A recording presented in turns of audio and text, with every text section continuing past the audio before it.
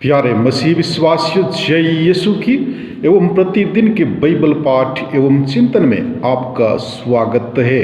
पहला पाठ है संत योहन का पहला पत्र अध्याय 4 पद संख्याएं 11 से 18 तक से लिया गया है। पाठ का मूल वाक्य है, यदि हम एक दूसरे को प्यार करते हैं तो ईश्वर हम में निवास करता है। प्रिय भाइयों, यदि ईश्वर ने हमको इतना प्यार किया है तो हमको भी एक दूसरे को प्यार करना चाहिए। ईश्वर को किसी ने कभी देखा नहीं। यदि हम एक दूसरे को प्यार करते हैं तो ईश्वर हम में निवास करता है और ईश्वर के प्रति हमारा प्रेम पूर्णता प्राप्त करता है। यदि वह इस प्रकार हमें अपना आत्मा प्रदान करता है तो हम जान जाते हैं कि हम उसमें और वह हम में निवास करता है। पिता ने संसार के मुक्तिदाता के रूप में अपने पुत्र को भेजा है।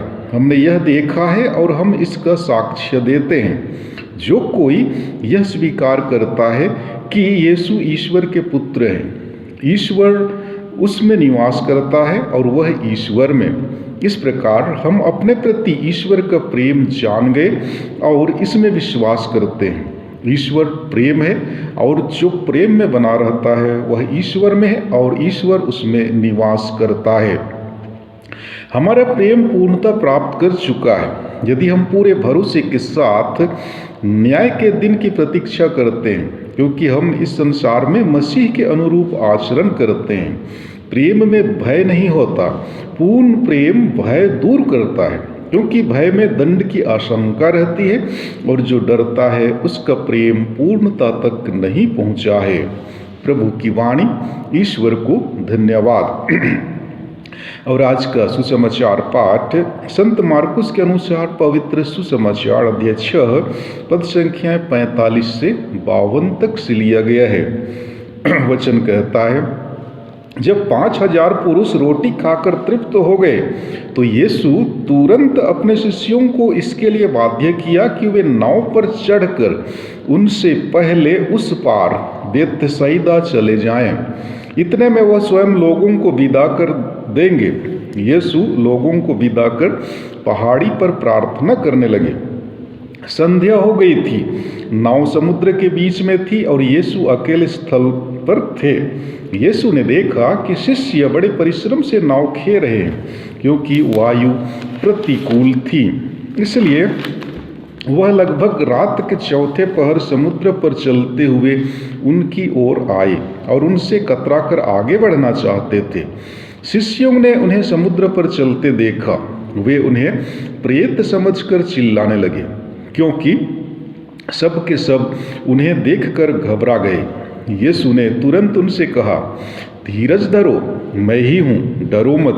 तब वह उनके पास आकर नाव पर चढ़े और वायु थम गई। शिष्य आश्चर्यचकित रह गए, क्योंकि वे अपनी बुद्धि की जड़ता के कारण रोटियों के चमत्कार का अर्थ नहीं समझ पाए थे। प्रभु का सुसमाचार। हे ख्रिस्त, तेरी स्तुति हो। प्यारे मसीही विश्वासियों, जब प्रभु यीशु समुद्र पर चलते हैं तो शिष्यों को बड़ा आश्चर्य हुआ। हमारे लिए भी यह आश्चर्य की बात है। जी हाँ, जब कोई भी सृष्टिकर्ता की इच्छा पूरी करने में अपने आप को पूरा समर्पित करता है, उन्हें प्रकृति की शक्तियों का सहयोग मिलेगा, भले ही इंसान उनका साथ ना दे। यीशु के जीवन में भी यही हुआ। आज के पहले पाठ में संत योहन पड़ोसी प्रेम की चर्चा करते हुए सलाह देते हैं कि जैसे ईश्वर ने हमें प्यार किया है वैसे ही हमें भी एक दूसरे को प्यार करना चाहिए। अपने पड़ोसी का प्यार एक विश्वस्त और ठोस प्रमाण है ईश्वर के प्यार को दिखलाने का।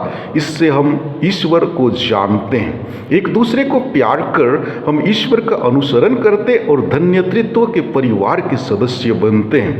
प्यार भय को दूर भगाता है। धैर्य रखो, डरो मत, मैं ही हूँ। ईसा अपने शिष्यों को और मजबूत करना चाहते हैं। ईसा लोगों को खिलाने के बाद अपने शिष्यों को लोगों के पहले भेजते हैं। यह हमें जरा अटपटा सा लगता है। यही कल्पना की जाती है कि लोग ईसा को राजा बनाना चाहते थे तथा इस प्रलोभन को वे अस्वीकार करते हैं। साथ ही साथ ईसा अपने शिष्यों के लिए भी यही चाहते हैं कि वे इस प्रकार की सोच से दूर रहें। जब उसने अपने शिष्यों को तीसरे पहर झील पर संघर्ष करते देखा तो उससे सहा न गया और उनके पास आता है। शिष्यों को उनकी आवश्यकता थी। हम ख्रिस्तीय हैं तो डर क्यों? ये हमारे लिए जीवन की हकीकत है जिनका अनुभव हजारों लोगों ने किया है कि जब ईसा आते हैं आंधी शांत हो जाती है, लहरें थम जाती है, जो नहीं हो सकता वही होता है। ख्रिस्त के साथ चलना और जीना ही हमारे लिए आंधी में जीत का राज है। भाइयों एवं बहनों, सुसमाचार की कहानी का अंत कुछ अजीब सा है।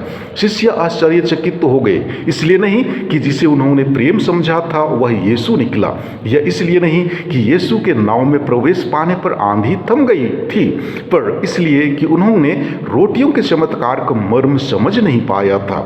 सुसमाचार यह भी कहता है कि उनका हृदय कठोर हो गया था। यदि हमारा मन पूर्वाधिकृत हो, हमारा हृदय कठोर हो गया हो, तो आँखों के सामने घटित चमत्कार के प्रति भी हम अंधे रह जाते हैं, उसकी कद्र नहीं कर पाते हैं। आमीन।